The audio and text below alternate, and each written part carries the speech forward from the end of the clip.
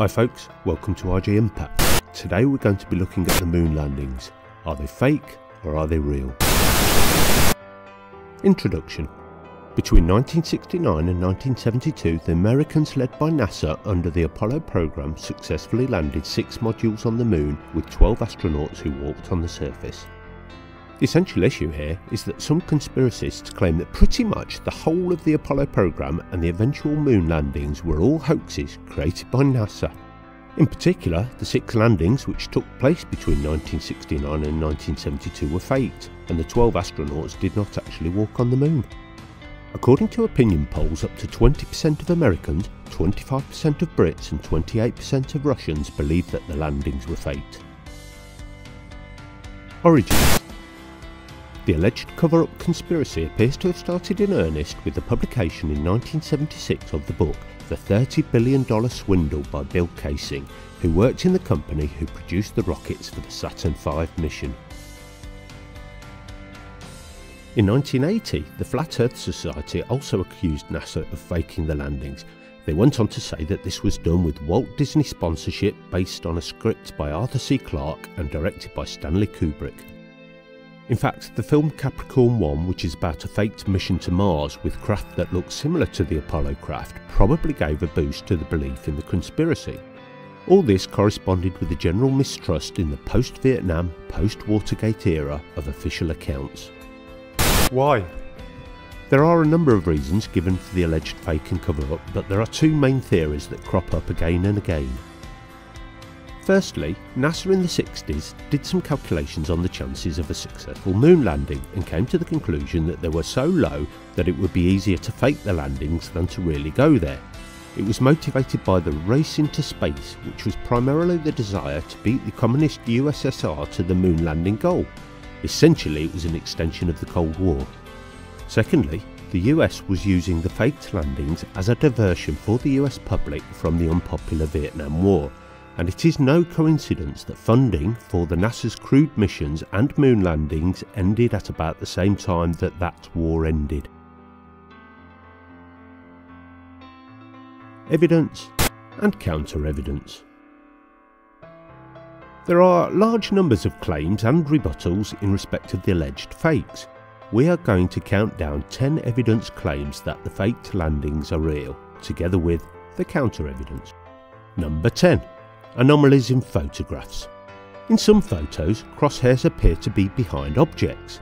The glass used on cameras had what is known as a Rousseau plate, with crosshairs etched onto it, so it would be impossible for any crosshairs to appear behind an object. In fact, this effect only appears in copied and scanned photos. The originals show the hairs in front of the objects. It is overexposure of the images which cause the lighter areas to be washed out over the thin crosshairs. Here is the same image, but at a higher resolution. Number 9. Absence of stars. There are no stars in any of the photos taken by the astronauts.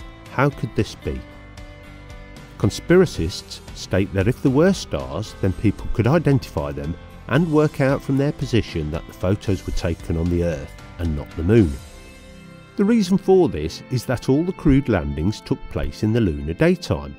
As such, exposures of all the photographs were set for daytime, and therefore the stars were outshone by the sun. In fact, on the Apollo 16 mission, an ultraviolet camera was taken to the moon and took pictures from the shadow of the lunar module. This took pictures of the Earth and many stars which matched the fact that they were taken on the moon. Number 8. The lunar modules weighed around 15,000 kilograms and made no mark on the moon dust. But there are footprints right next to them. This just doesn't make sense.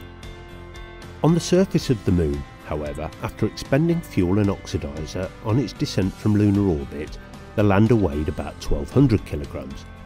The astronauts were much lighter than the lander, but their boots were much smaller than the lander's approximately 91 cm or 3 feet diameter foot pads. Pressure, or force over area, rather than mass determines the amount of compression in the moon dust. In some photos, the foot pads can be seen to make an impression, especially when they moved sideways at touchdown. Number 7. There was an impossible number of photos. The number of photos taken on the moon is impossible. up to 1 every 50 seconds according to one calculation. Well, the cameras were set to take 2 photos a second, and many were taken immediately after each other as stereo pairs or for panorama shots. Also, the calculation only takes into account 1 astronaut, but there were 2 astronauts and both simultaneously taking photos. Number 6. Objects on the surface appear to have letters on them, as if they were labelled studio props. In this example, a letter C can be seen on the rock. This is put down to printing imperfections and most probably a hair that landed on the image during reproduction. You can't see the C on the original image. Number 5. There are hot spots in the images demonstrating that a large spotlight was used instead of sunlight. There's a famous image of Buzz Aldrin which demonstrates this. There are actually a number of differing causes, for example the light reflecting off the astronaut's own spacesuit, but also the images have been processed for dramatic impact. This is the original photo of Buzz Aldrin. Number 4. Who filmed Neil Armstrong stepping onto the moon? It's one small step for man, one giant leap for mankind. Surely there must have been someone there to take the film. In fact, cameras were mounted on the lunar module that gave images of the exterior. While Neil Armstrong was still on the ladder, he deployed the TV camera and this filmed his first steps onto the surface.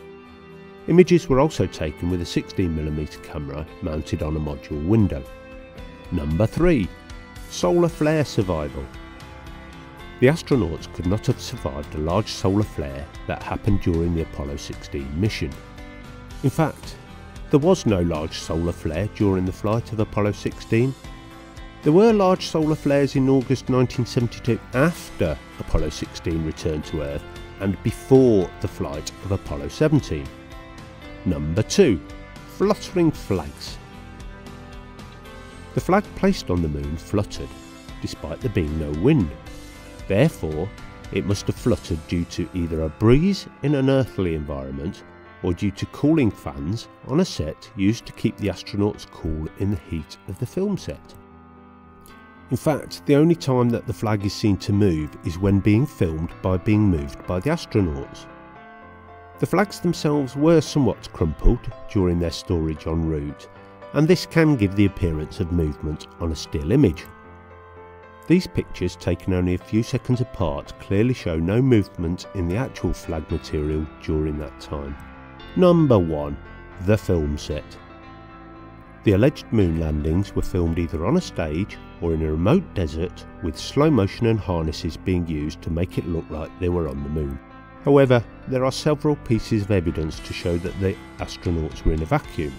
For example, the dust that kicked up rises much higher due to low gravity and falls in a perfect parabola due to the lack of air resistance. This very famous clip of David Scott dropping a hammer and a feather, which fall at the same time, is clear evidence for the absence of air resistance. In other words, a vacuum. Conclusion. It has been estimated that due to the size and complexity, more than 400,000 people who worked on the Apollo project for nearly 10 years, including the 12 men who walked on the moon and the 6 that accompanied them, would have had to be part of the conspiracy. In addition, due to the fairly easy science-based rebuttals to the evidence claims, as we've already seen, our conclusion is conspiracy theory.